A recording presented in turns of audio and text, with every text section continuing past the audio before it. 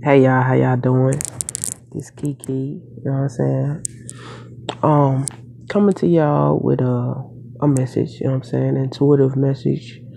Um, Something that I want to share, just from my own experiences in life and things that I've experienced, things that I have experienced or witnessed firsthand, and give you a little bit of my perspective. I'm pretty sure everybody has their own perspective of things, but I just want to share a little something, something, see where this go. It just, hit my spirit. You know what I'm saying? Now, first and foremost, I'm gonna introduce myself. I am Kiki. Um, I do many types of videos. Law of attraction, role plays, comedy. Um, what other? Those are the things that are coming to me right now, but I'm pretty sure there's a couple of others. But this particular video is going to be focused on things like life experiences, law of attraction, if you're familiar with law of attraction. If not, a brief description of law of attraction, as far from my perspective, is the energies and the laws of the universe, spiritual laws, um, putting out energy and receiving energy based off of the energy that you put out. So, this is going to be a video, like I said, about personal life experiences and a little bit of law of attraction mixed together. So I'm just gonna jump right in. It's no particular context or one particular subject. I mean, I think I'm gonna touch on a couple of things. I'm just gonna shoot for it because I got some downloads. But okay, one thing. Okay, when dealing with the power of the mind, and the power of the mind is your thoughts, your logic, your emotions, um, how you interact with life in general and in different circumstances in life. Okay, and this starts practically from, I want to even say it starts from when you're in the womb, because we are vibrational beings. We start out vibration. We start out as a vibration. We come into this world and take on a body, a form, a physical form, which is also a vibration that we use as a vehicle. Okay, so while we are in the womb, we're taking on these vibrations from surroundings, from our surroundings, from our parents, from our mother's surroundings, her environment, how she's raised, how, even before we're born, this stuff in her DNA, how she was raised, her upbringing, our fathers, how he was raised, their upbringing. Okay, so we're in the womb and we're receiving these signals. We're receiving these signals that are, entering to our vibration. Okay, once we're born, we're also continuing to receive these signals from, just being a baby, being adolescent, being, a toddler, all the way up, all the way up. Okay, now, our parents' beliefs, our parents' situations, the experiences that our parents, and not just our parents, but our grandparents, our cousins, our friends, their cousins, all of this collectiveness, this is all the collectiveness, has influence, okay, if you will, influence on how we perceive the world, how we interact, the experiences that we have. Okay. Now, a scenario. Let's say this is just a hypothetical. Let's say you were born into a family where, it was a lot of turmoil, a lot of chaos. a lot of upheaval, a lot of fighting, a lot of arguing, then 9 times out of 10 or 10 times out of 10, as a child, you're receiving this, and this is molding you. This is creating a perception of life that is showing you that this is life, you know? You don't know any better. This is pretty much what you see on a regular basis. So, until you go off into different interactions with different people, like at school, different kind of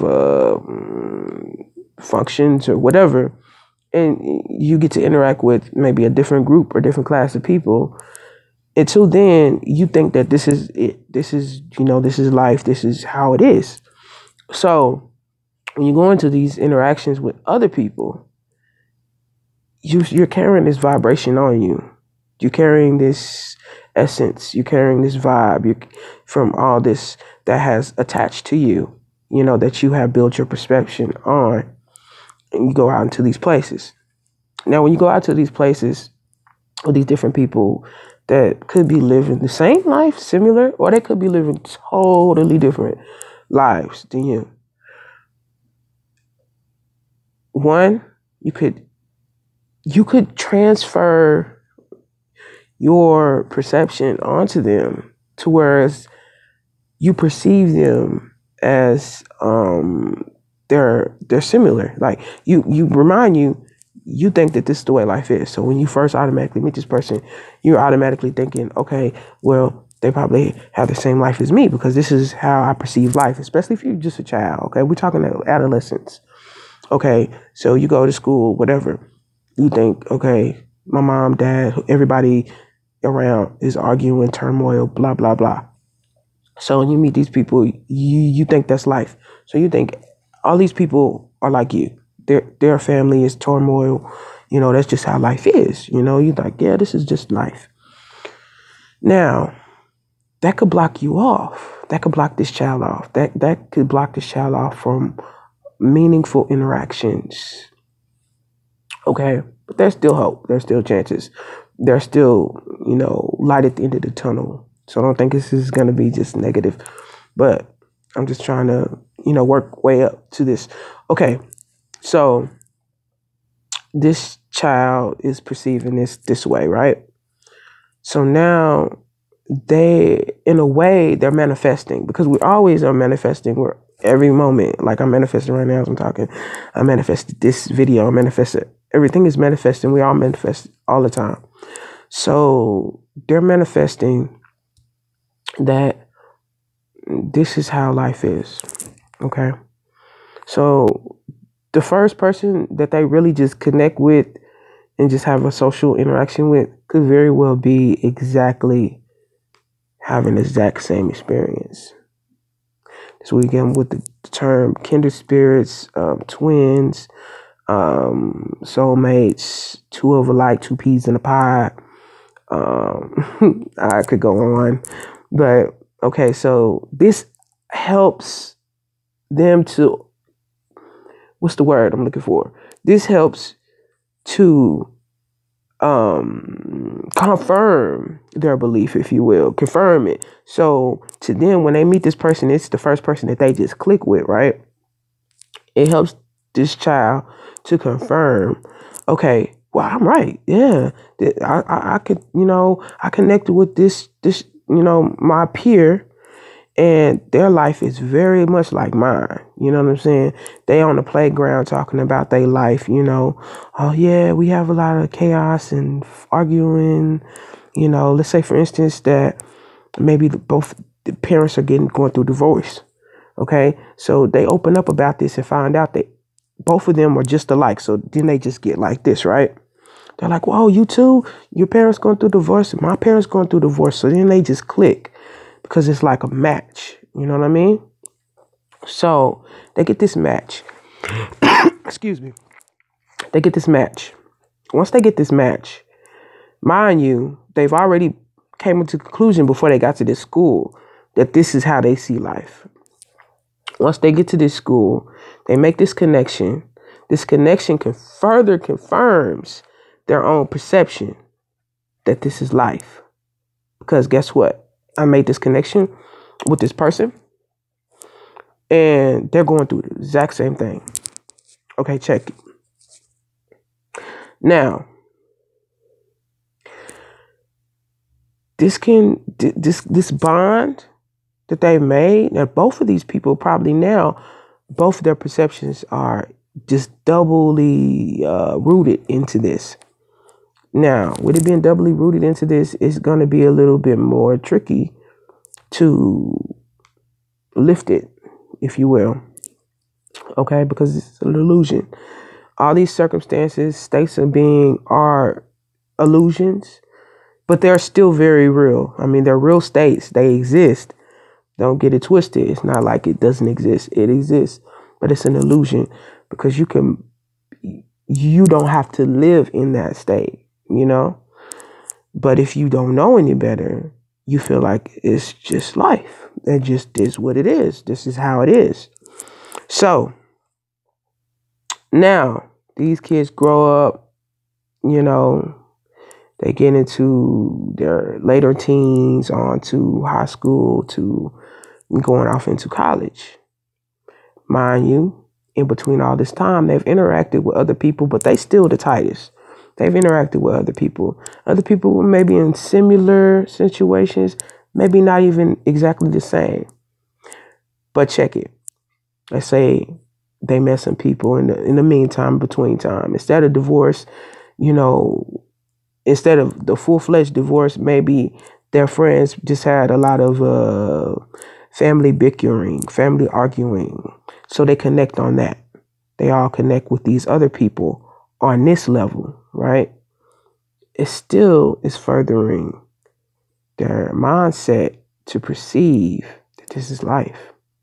You know, they're not really paying much attention to the fact that, okay, they don't have to go through a divorce, you know? They might chunk that to the wind. But see, there's a key here. Now, if they don't chunk that to the wind, it can make a whole turnaround.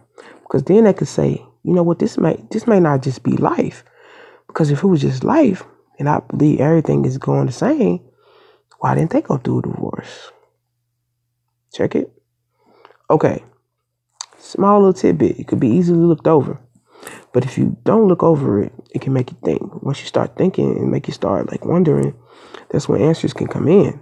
Because you start wondering, see, the universe will give us answers. You know what I'm saying? We scream answers.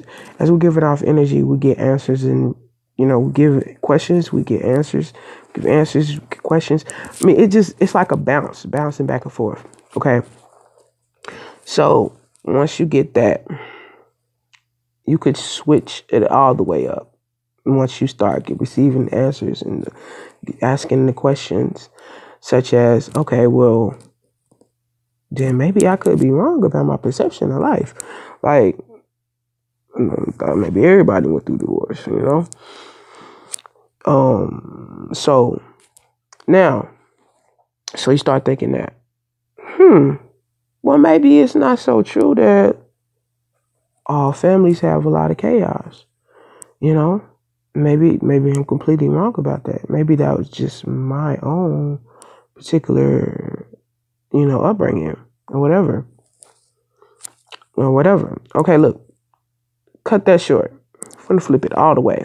Now you got, let's say someone's born wealthy. You know, they come into a wealthy family. They come into a harmonious family. The family is very loving, very kind, very, you know, upbeat. And, you know, they have little problems here and there, but it's very minor. Put it like that. It's very minor. It's nothing serious. And the child's very happy and healthy and harmonious, and they start school. Now, they're going to attract to them these type of individuals that they click with. Hence, again, twins. So, you know, it's like the flip side of that. So it's like now they think, well, everybody's having a happy life. Everybody has harmonious life, you know. Everybody born a wealthy life, you know. Now, they come up with a friend that they click with, twinsy, soulmate, two peas in a pod. Now this furthers their belief because that friend is also, we attract like magnets, people that are like very similar to us, especially very early on.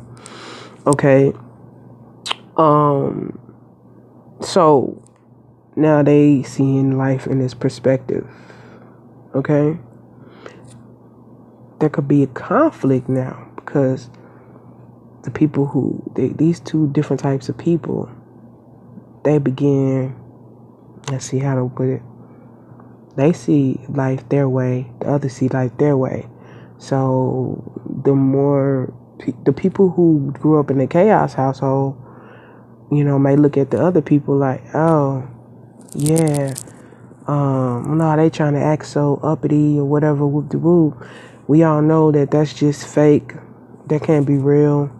Their household, their upbringing can't be that harmonious because, mind you, in their mindset, it's like every household is chaos or dysfunction or some type of trickery, some type of, something, that pulls down in a way that doesn't feel good.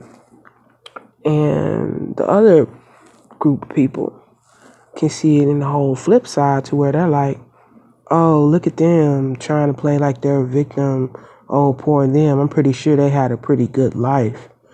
They're pretending. I know their life was probably really good. They're just ungrateful, unappreciative.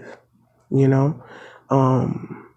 probably didn't see all the goodness that's there because in their mind you, they believe everything is harmonious, everything is butterflies because their life was like that.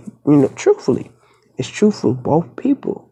You know what I'm saying? Their truth, their perception, their truth is their truth. So then it becomes